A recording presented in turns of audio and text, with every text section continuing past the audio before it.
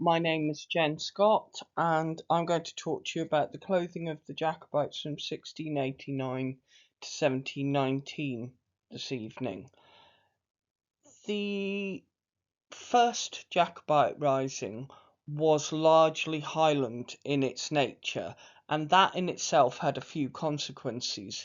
An idea developed that Jacobitism was reliant on Gaelic speaking Highlanders who were elsewhere perceived often as being in some way uncivilized and probably politically backward.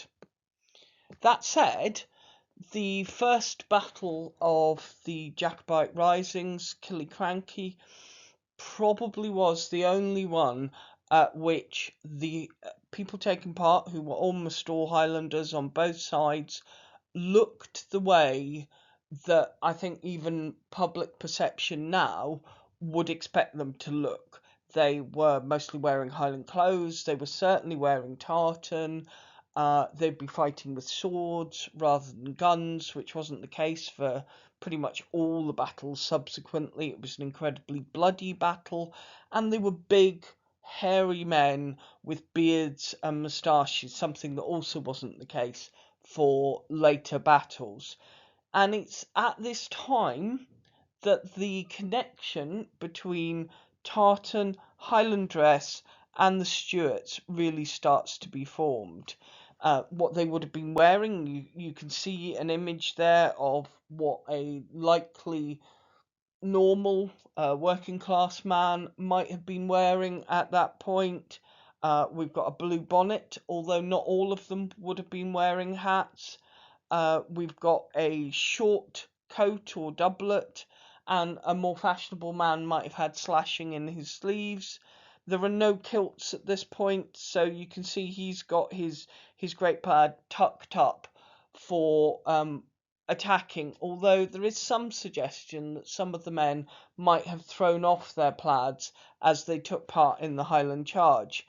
That said, as early as 1689, there was some lowlanders who were also wearing Highland dress to show their loyalty to the Stuarts. So, for example, a lowland lawyer called Mr. Drummond, who was out in that first Highland War or Jacobite Rising, was described as wearing the Highland habit, and this is recorded in Dundee's memoirs. This connection really doesn't come just from the Highlanders, but also because there was a fashion for tartan at the Stuart court in the 17th century, and a little later on in the same century, when James, as Duke of York, ruled for a brief period at Holyrood, tartan was worn by some of the men at court. It's worth also noting, though, that the wearing of lowland clothing, e.g. breeches, a waistcoat and a coat with probably a cocked hat or a black hat of some sign, was seen as a mark of social standing amongst the Highland gentry, and Edmund Burt, in his letters from the north, written in the 1720s and 30s, says that gentlemen, magistrates, merchants, and shopkeepers are dressed after the English manner and make a good appearance according to their several ranks. In this slide, we can see Lord Mungo, the fifth son of the Marquis of Athol, dressed for hunting. He wears a belted plaid, which is a double width of tartan because it wouldn't have been that wide, about 5 meters long, belted around the body to form what we'd probably describe as a kilt and a cloak. They would have described it as a petticoat, because literally short. He wears his Highland clothing with a fashionable doublet with those slashed sleeves that I talked about, and a fine linen shirt. He's also carrying a considerable amount of weaponry. He has a flintlock, which he's using as a sporting gun. He's got 2 pistols in his belt, and he has a dirk and an early ribbon basket sword. His servant in the background is carrying a longbow, which for the most part Highlanders were not carrying to war by this point, but they were certainly using for hunting deer. Now, you probably have noticed that his clothing is quite bright. Red was a really important colour in Gallic culture. It's often assumed that only locally produced dyes were used in the Highlands. This was certainly not the case by the latter part of the 17th century. A full range of the dyes available elsewhere in Scotland could be accessed by the elite. And it's also worth noting that dyeing from considerably earlier, the late medieval period, was a industrial process that was done by professional people rather than something that you were doing over your fire at home. This is partly to do with the mordants. There are a lot of heavy chemicals, heavy metals involved, and the sheer amounts of cloth that, in order to make it profitable, that would be involved. However, the idea that the Highlanders couldn't access this kind of thing is clearly nonsense, because they were smoking, they were drinking imported alcohol. Many of them might have had tea already by this point in the 17th and early 18th century, and if you could get all of those things, you could absolutely get hold of dyes. So that they weren't just gathering heather, and in fact, every single piece of extant plaid that exists has been analysed for dyes. They have imported dyes in them. Now, of course, that could be a collection bias, in that we don't have lots of pieces of plaid that weren't owned by elite men, but it does suggest that plenty of them were able to access those dyes from elsewhere. Tartans, of course, were not associated with any particular clan at this point, and people would quite often wear various tartans all together, although it does appear that some sets were more popular in particular areas. That said, the MacDonalds may possibly have fought as a regiment at Killiecrankie, wearing similar colours at least, while in, for example, 1704, the Laird of Grant called out on 48 hours' notice the fencible men, so that's really the militia of Badenoch and Strathspey, for his hosting or hunting, and each man was to be dressed in a Highland coat, trews, and short hose of tartan, and the colours that all of those were red and green, which does suggest some sort of uniformity, but also presumably that he's providing it rather than people are just all choosing to wear exactly the same colour.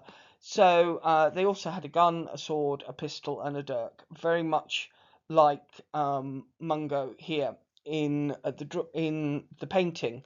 The two quotes are from a long Latin poem called the Gramiad, that talks about Dundee's campaign in 1689, and those descriptions there, where they're talking about, now it's actually in Latin, so these are obviously translations, but that they have some kind of tartan, they have some sort of brightly coloured clothing on. So again, there's an idea there that plenty of the people out in that first Highland Rising are wearing Highland clothes. In contrast to the very bright colours worn by the Highland elite, plaids with a brown or yellow ground seem to have been more common amongst poorer men, and it's quite possible that some of those colours are from more locally produced dyes. As I said, the wealthier you were, the brighter your clothes were, which is in pretty much direct contrast with the increasing dullness of much of the clothing of the Lowlanders. So the front ranks of the Highlanders in the Jacobite armies at this period, and right through into the 18th century, would have been really bright. And that's, again, not just in contrast to the clothing worn by the Highlanders at this point, but probably the perception of what Highland clothes might be like in TV and film, where they're often shown as being a sort of muddy, universally muted colour, because in some way that must be more authentic. And this idea is really fueled by the fact that we have very few extant pieces, and those that we do often came from bog bodies or are damaged in some way so that the colours are faded and are giving a darker, more browny, more muted idea of what actually was going on. Now, the plaid, of course, was a multi-use garment.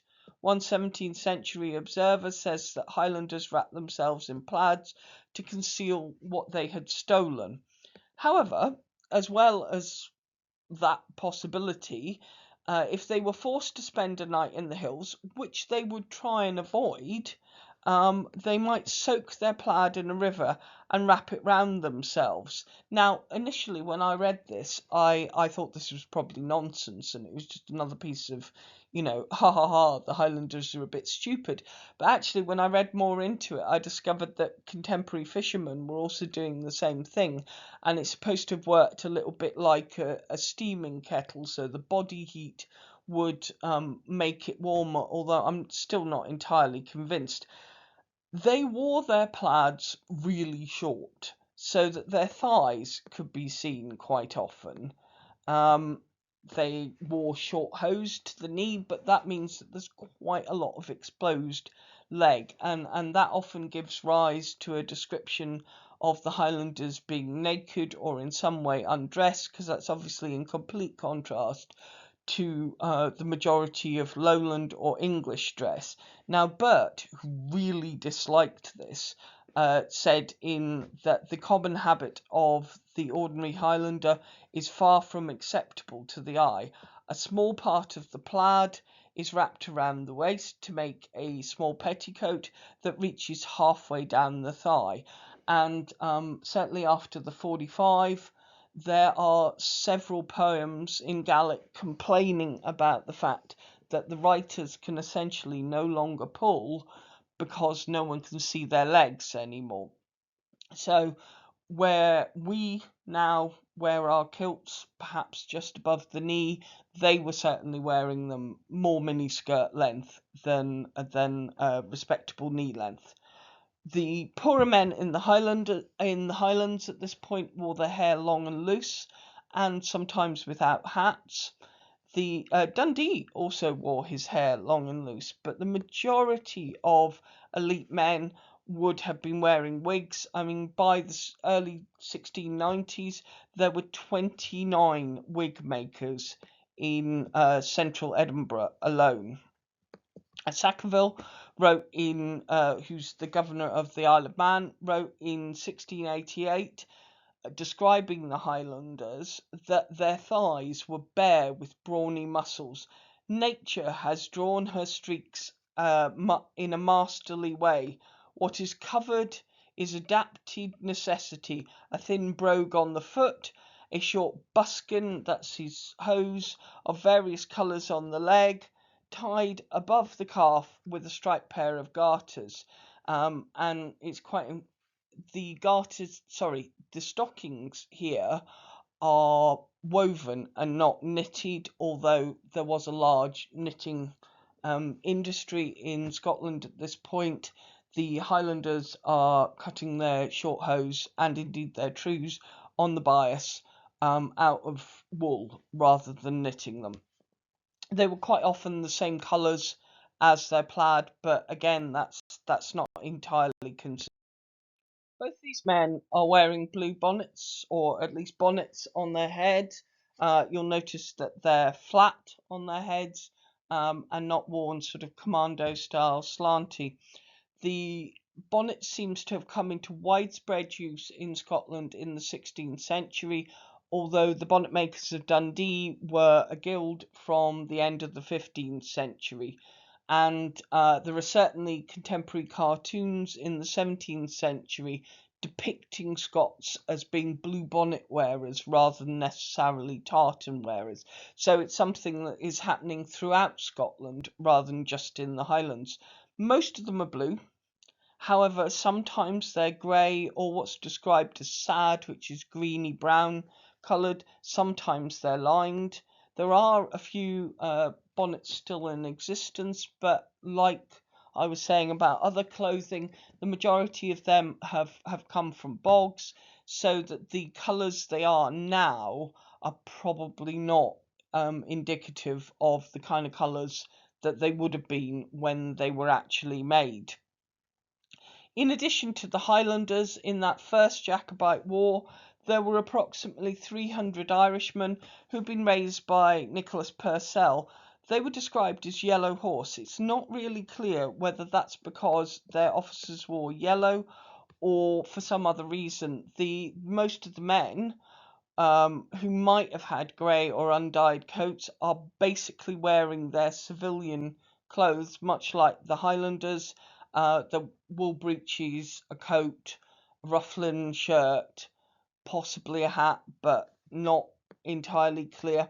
As also can be seen in this illustration, we can see those thin-soled pumps that Sackville was describing normal working class men as wearing in the Highlands. The man on your right, as you're looking at it, also has a sheaf of arrows for hunting. He's wearing short hose, and then his thighs are bare in the way that I was describing in the previous slide. His the laird, the richer man on the left there, has a fashionable sword, has a dirk, has heeled shoes, as most of the elite men would have been wearing. So those are fashionable 17th century, early 18th century shoes. And you can see he's wearing trews and a plaid, which I think would have been very common for anyone in the army, because that is a very practical outfit for travelling. Of course, the other alternative for elite men might be boots for riding, and Dundee himself, of course, was the commander of a troop of the Royal Regiment of Scots Horse, and many of them remained loyal to the Stuarts when Dundee left. So they would have been with the army as well, and they were in uniform. They wore red coats with brass buttons, lined and faced in yellow, unlike the English Royal Regiments whose coats were faced in blue. It's possible that they were wearing buff coats, but those may have gone from their uniform a couple of years before, and certainly there are some descriptions in the Gramiad of men wearing things that sound like buff coats. The Macdonalds, for example, seem to be wearing some kind of. So, if we move on from the first Jacobite rising to the second in 1715, this is a much larger war. It's estimated that as many as 21,000 men may have been involved in total, although there were probably no more than 15,000 men in arms at any one time. But this is still a considerably greater number than the low thousands that were involved in the early risings, and does represent quite a large proportion of the men in Scotland who could actually have fought at that time. Looking at this particular slide, there's a posthumous picture of Macpherson of Cluny, which gives quite a good idea of what perhaps the officers were wearing at Sheriffmuir in 1715. He's got trews on. They're green and brown tartan. He's got scarlet garters. The pattern of the jacket is different to that of the plaid, and again he's got those sort of fashionable slashing there. He's wearing square-toed shoes with a little buckle, and in the background can be seen his blue bonnet. Blue bonnets were pretty much ubiquitous for anybody wearing Highland clothing by this point. And certainly by 1715, it's likely that he would have been wearing a white cockade. Less so in the first rising. We just don't know really if they did at all, but we absolutely know that by 1715 they were wearing cockades. To give you an idea of the kind of amount of clothing that they might have been travelling with them, because they certainly weren't carrying it themselves. Obviously, it was going in carts and so on, unless, if you're a very poor man, you might just have a couple of changes of shirt. But the officers, Lord James Murray took 3 plaids to the rising, and many of the men in Mar's army, for example at Perth in the October of 1715, were described as wearing Highland clothes, although many of them were Lowlanders. It's quite likely that James himself wore Highland dress whilst in Scotland during this campaign. However, unlike his son, this isn't depicted contemporaneously, so we can't be 100% sure that he absolutely did. The If you look at the other picture that's on this slide, you can see an idea of what perhaps, which is a snuff mill, by the way, what perhaps the more plebeian, the working class men might have been wearing. He's got a short coat on, although he is quite well armed. He's got a short coat on. Underneath that, he would have had a waistcoat or a vest, as they were often known at the time. Obviously, he's wearing a white linen shirt, and he's wearing his plaid. Burt says that the waistcoats worn with Highland clothes were often about 4 or 5 inches longer than the short coat.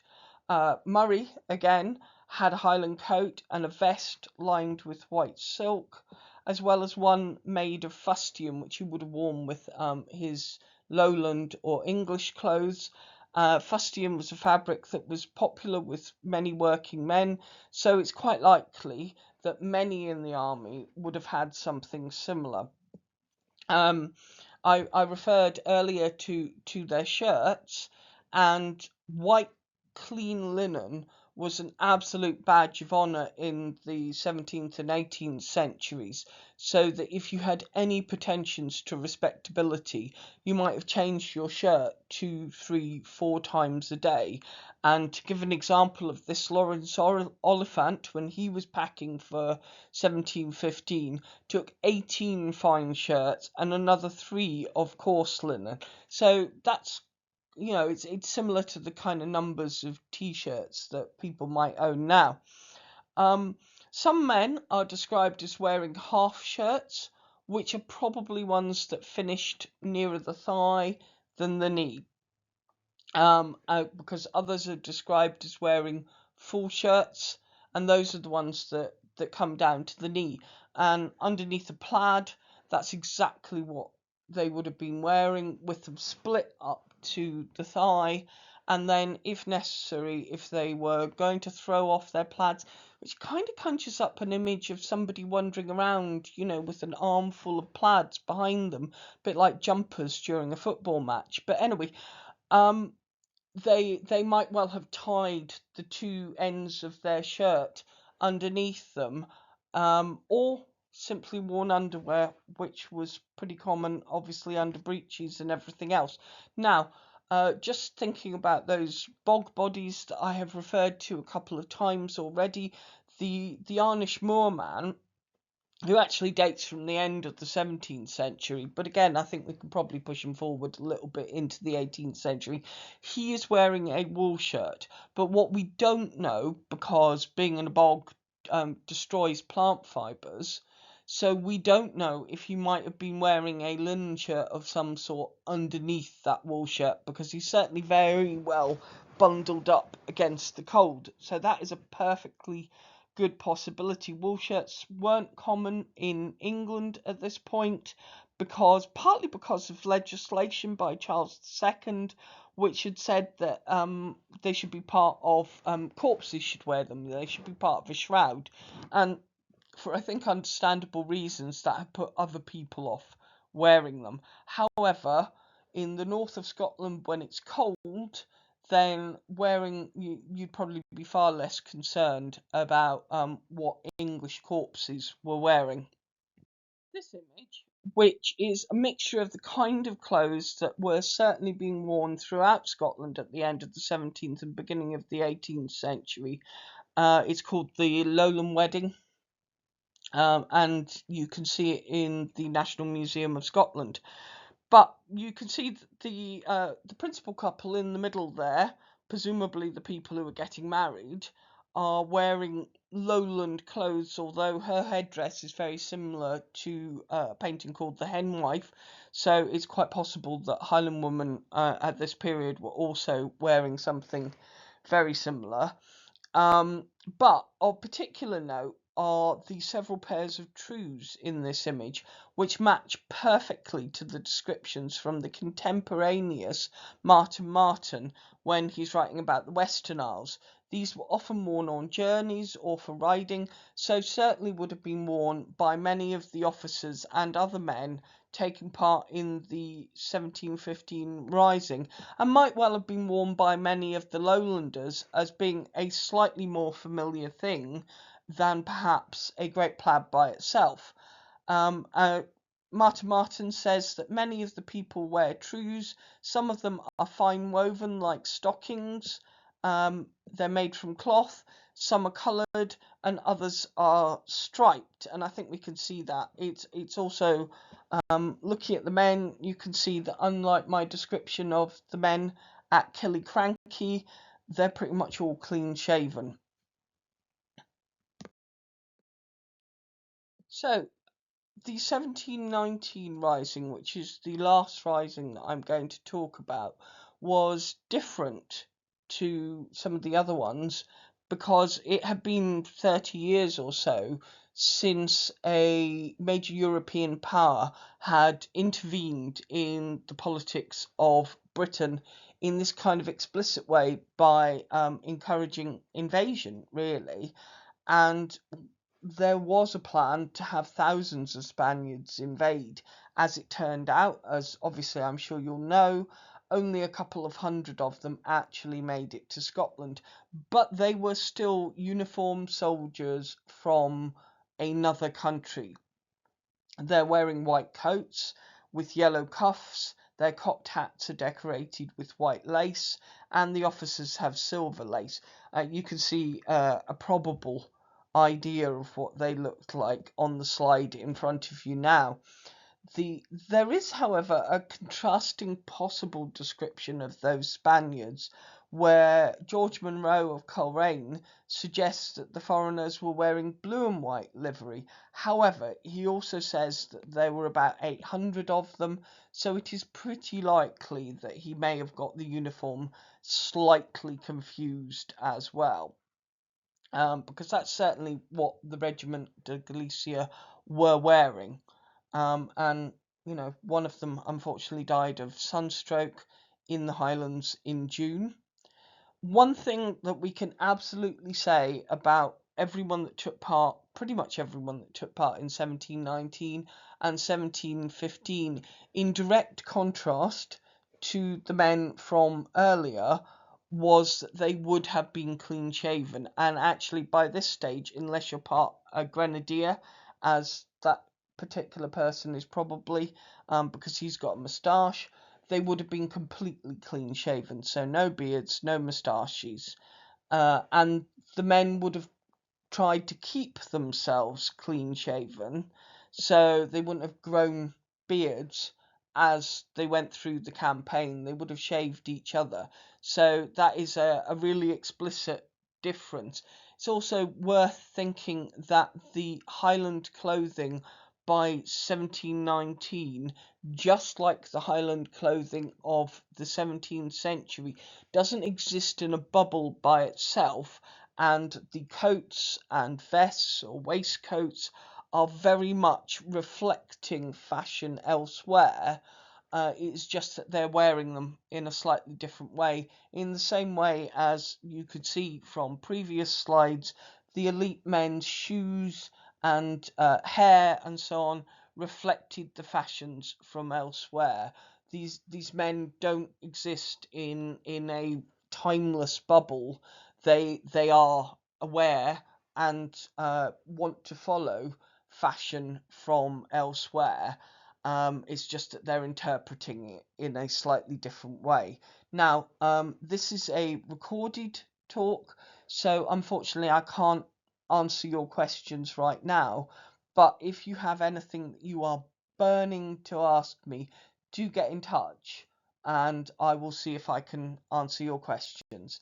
Thank you very much for watching, and I hope you've enjoyed this short run through of Highland clothing in 30 years or so. Good evening.